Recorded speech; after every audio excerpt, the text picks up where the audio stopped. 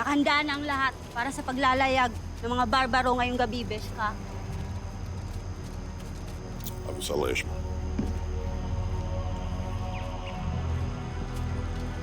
Beshka, may gustong makipag-usap sa'yo.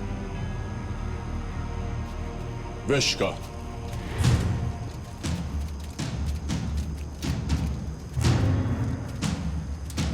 Hagon.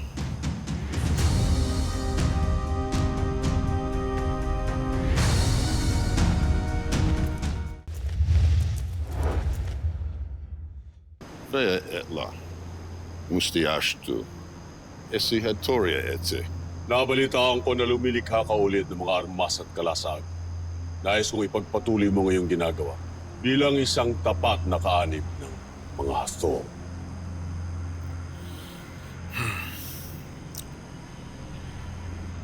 Känner gäng till Pomto. Fyrsifte.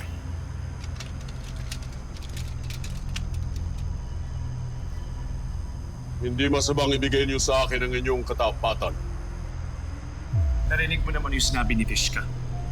Hindi siya kumikilala ng pinuno o ibang hari. Dahil lahat kami dito ay malaya. Ang nais lang namin ay magpakilaman. Abone. Esa avoya. Hagon. Pagbibigyan kita sa ngayon, Veshka, para makapag-isip-isip ka. Pero pagbalik ko,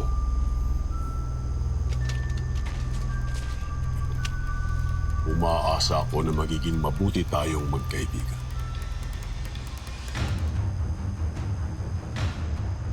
At tayo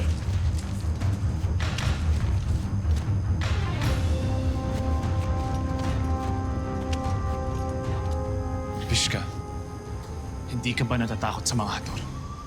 Silong se Soladale. Känner si Kranti.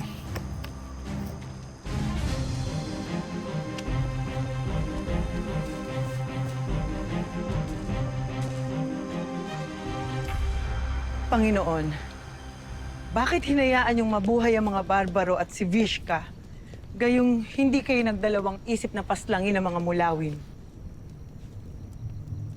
Alam mo ba kung bakit Vishka ang ipinangalan sa kanya? Sapagkat nung mga panahon na magkapanalig pa ang Sapiro at ang Hathoria, ay nakagalit nila si Vishka sapagkat ayaw nitong kilalanin ang teritoryong pag-aari ng dalawang kaharian na inaangkin ng mga barbaro at ng gigantes. Dahil dito, napilitan ng dalawang kaharian na palayasin sila sa lupang kanilang kinatatayuan, subalit nanindigan si Vishka na hindi sila aalis.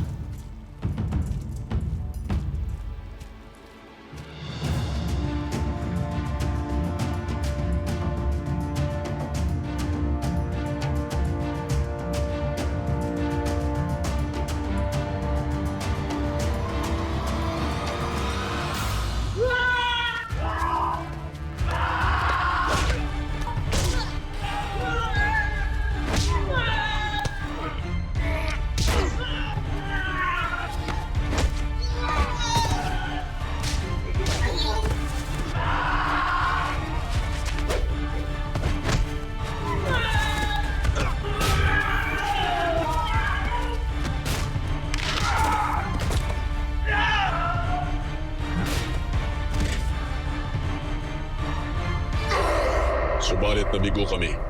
Ang pinagsanib na lakas ng ating mga kawal ay napabagsak ng gigante sa pamamagitan ng kanyang Vishka.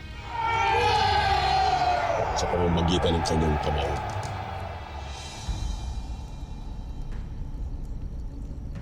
Inilihim namin ang pagkatalo ng Sapiro at ng Hathoria. At magmula noon, ay hindi na namin pinakailaman pa ang mga barbaro at ang gigantes. Nang bumagsak ang Sapiro, lalong nanindigan si Vishka na kailanman ay hindi siya magbibigay ng katapatan kanino man. Hindi mo basta-basta malulupig si Vishka sa pamamagitan ng lakas. May mga bagay na hindi mo nakukuha sa pamamagitan ng paspasan. Ang iba ay kinakailangang gamitan ng isip.